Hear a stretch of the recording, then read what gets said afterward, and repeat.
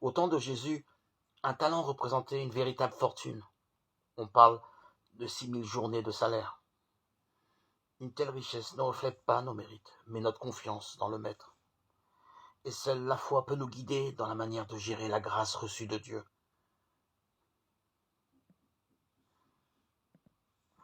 Osons faire le bilan. Le but n'est pas de nous sentir coupables, mais de faire grandir notre fidélité au Christ.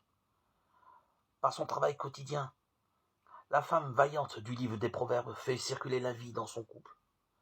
Elle prend également soin de sa famille et son amour du travail bien fait rayonne jusque dans l'espace public.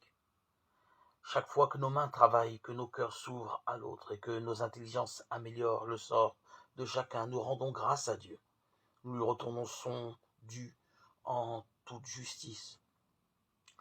L'apôtre Paul nous prévient, il n'est pas nécessaire de parler de délai et de date, car l'éternité se conjugue au présent. Notre ciel se remplira de tout l'amour reçu et échangé. Or, le véritable amour ne calcule pas et ne craint pas. Il transforme les gestes ordinaires et nous donne les ressources pour réaliser l'impossible.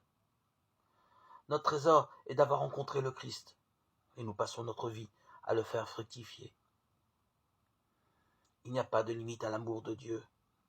Il n'y a que nos doutes, nos peurs ou nos habitudes de repousser à plus tard le bien que nous pouvons faire. Le Seigneur nous a tout confié. Notre confiance est entièrement contenue dans son amour.